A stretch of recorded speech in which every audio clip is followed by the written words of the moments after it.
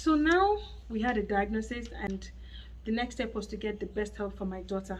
My daughter was diagnosed with ADHD. ADHD means attention deficit hyperactivity disorder. Kids with ADHD, they have attention disorder, like they can't concentrate, their attention span is so little. When I mean so little, I mean so little. So they don't pay attention, they don't play well with other kids, they like staying on their own. They're very, very hyper. My daughter was so hyper, like you would think she's on constant sugar, like someone they're feeding sugar like constantly, like 24 hours. That's how hyper she was. And then you can imagine that kind of person in school. So obviously in school they couldn't even manage her, they couldn't handle her. Or most times when I come to pick my child from school, I see her standing at the window waiting for me to come. It's like she already knows when it's time to go. Even before it's time to go, when she comes to school, she remove her shoes. They might be teaching other students. She'll just sit down maybe somewhere. Her clothes is always dirty when I come to pick her now. She'll just sit down somewhere playing on her own, not maybe arranging their shoes or something. And the teachers, they let her do it because they don't want her to come and distract them from teaching other kids. So it was like she was like a distraction. So instead of her to come and be making noise in class, they'll rather just allow her. Oh yeah, say you want to go and be playing. They'll just let her be there playing on her own, always dirty. Then when I come, and then I keep asking them, what did she learn today? Nothing.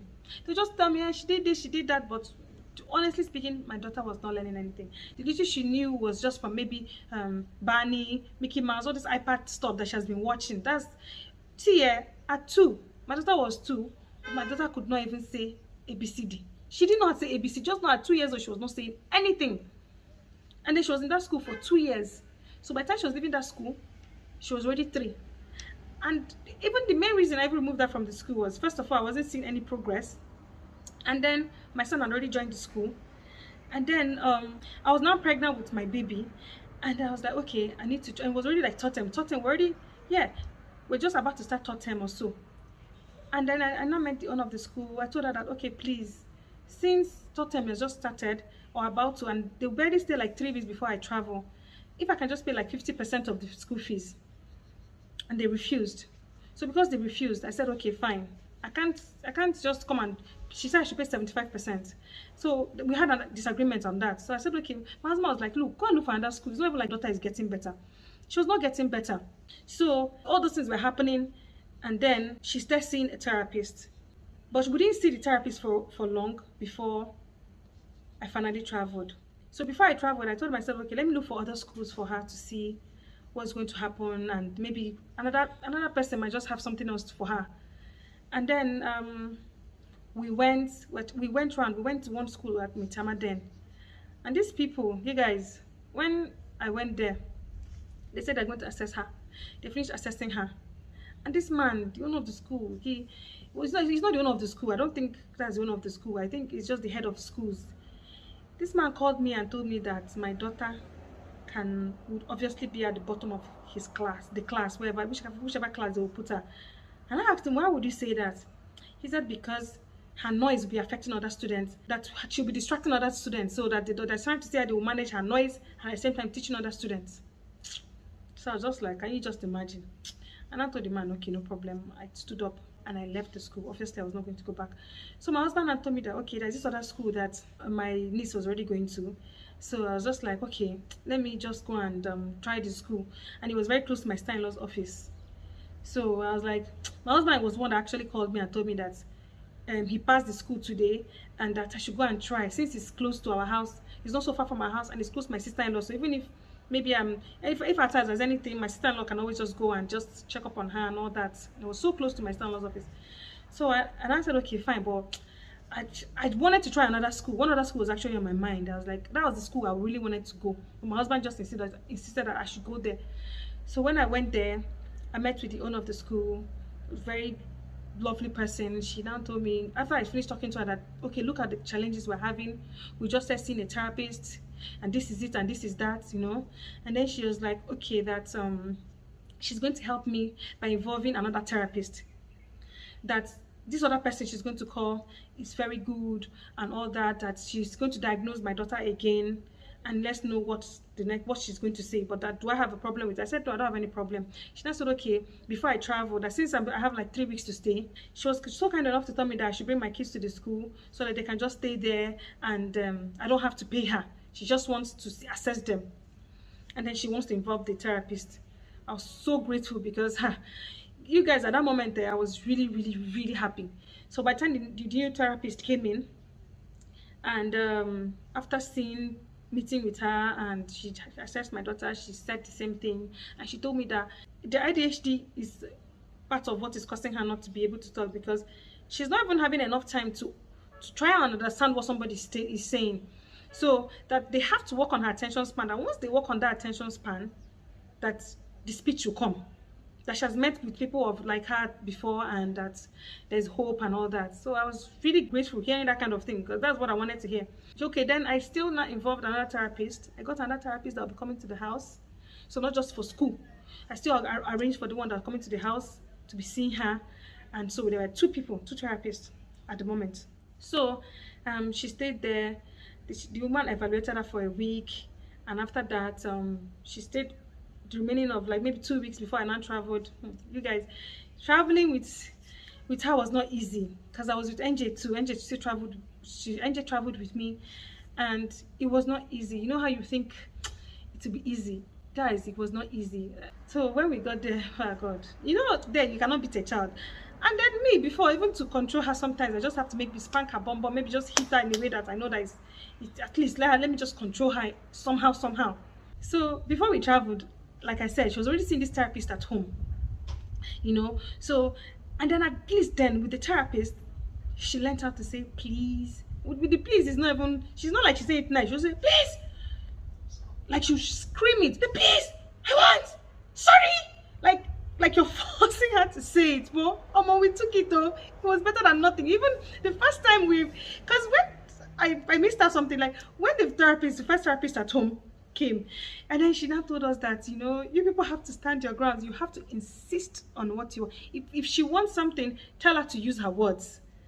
Do you know how difficult it is to tell someone that does not really have words? Use your words.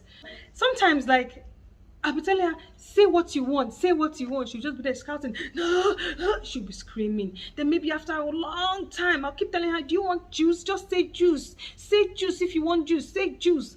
Then finally she'll shout, juice! And then even just saying that alone, I was so even happy that, oh, at least she has said something. You see me, I'll be packing all the juice, I'll be giving her. So when she now realized that, okay, it's like when she says some things, she gets some things in like a reward. So at least before I traveled, she was able to say, please, thank you, sorry, and what else? At least these 3 words she was able to say it. So as we now traveled though, it's like this girl just understood that this traveling we did now, we're no longer scolding her like before. We're no longer even giving her punishment or even spanking her. Like it's like she just realized that we're in another person's world. Well, my mother just changed. My mother is not shouting at me again. This girl became worse. Like it's like everything just started back from beginning. Tell her to say please, she will not say. Say thank you, she will not say. Then she'll be crying. At the point, every time I said, are you sure our neighbors will not come and start complaining that we are abusing a child here? Because that's what we're trying to avoid. So we're trying to do everything to avoid it. So everybody I had my own terrible experience with her. I went to the shopping mall, and she was just there screaming that she wanted something. And then I kept on telling her she should stop screaming, that she should please stop screaming, and I didn't even want to get the thing. And then because the therapist already told me that it's not every time she wants something you give her because she's screaming. She should also understand that no matter how she screams, I should just stand my ground. This girl was screaming, shouting, and it's not like she's calling the name of that thing. No, she was just there shouting, quack, quack, quack, quack. Hey, everywhere she was just shouting. That quack, quack, quack, quack she's shouting is that she wants a duck. That she saw a rubber duck, a rubber one. No, instead of just said, "Mama, I want duck," she will not say. She was just shouting, quack, quack, quack, quack. So I looked around. I didn't see anybody looking at me, and I just pinched her small so that she could stop crying. And then she now just looked at me. She's not even increased the cry. Hey, that's how a woman now came and met me. That, you know, she wouldn't stop crying if you keep pinching her. I didn't know the white woman saw me. I said, Jesus, look at me entering jail in another man's country. Where will I start from? Anyway, so a lot of things happened that period.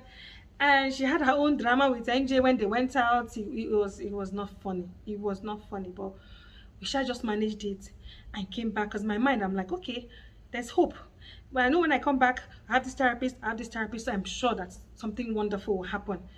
So by the time we finished all these our struggles, all this and everything that happened there, we came back, and then she started a new school, and with the other therapist at home. The therapist suggested to me that once in a week, that my daughter should come to the center and see, and then she'll have a class there. So she goes to school 4 times, then once she goes to the therapy center. So that's how we started. They told me a lot of things to do, cut down on her sugar. They also said I should let her play in the morning, so to be tired, right? That will to help calm her, and that I should always, anytime she wants something, if she doesn't say the magic word, I shouldn't give her. And before I even give her anything, she must say something. That once she finds out that we're standing on our grounds and we're no longer, panicking anytime she starts crying, that she'll talk. But they're just the kids that are very strong. It's just going to take time and time and time. Hey God, I was just like, how long can I wait?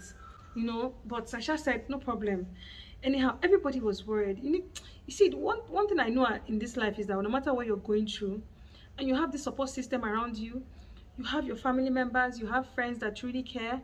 See, everything just they make things easier. And then I used to enjoy maybe going for Christmas, where I know she's going to be with her cousins, and there are lots.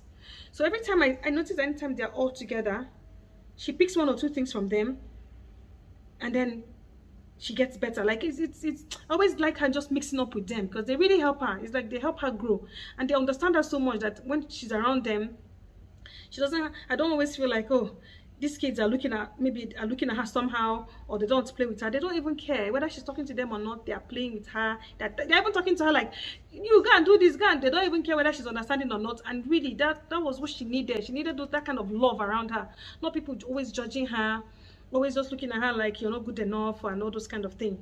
So by the time the therapy started with her, it was like magic, So it wasn't easy.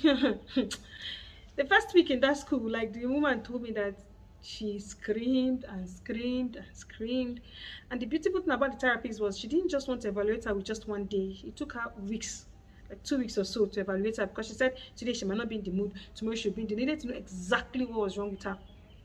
So after everything, she stayed in the school and going once a week at the therapy center.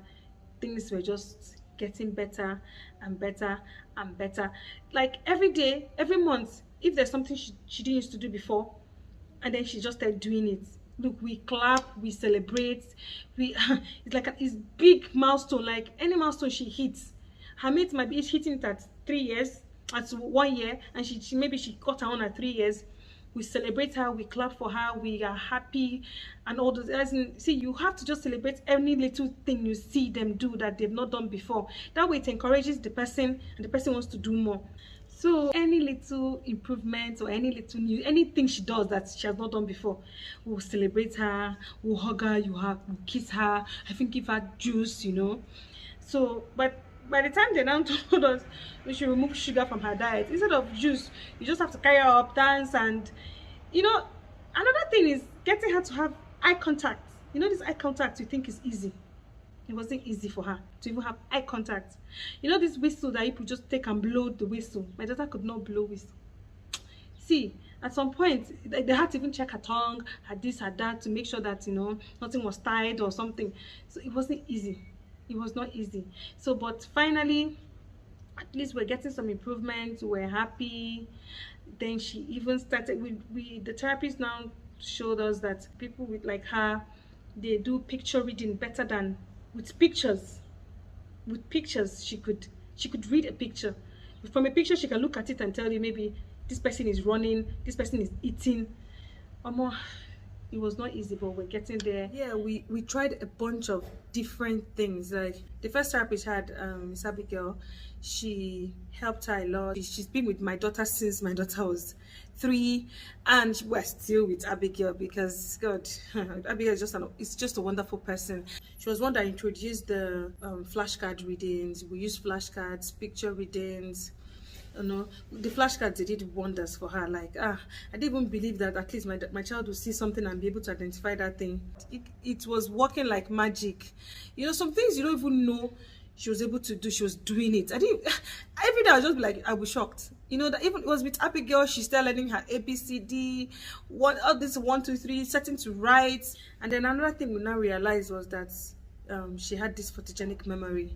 Like anything she sees, it sticks to her brain. It was amazing. So every time Miss Abigail comes, she will show her the flashcards. She'll bring some books for her to be reading, and then they'll be reading it, like just from the pictures she'll be reading it.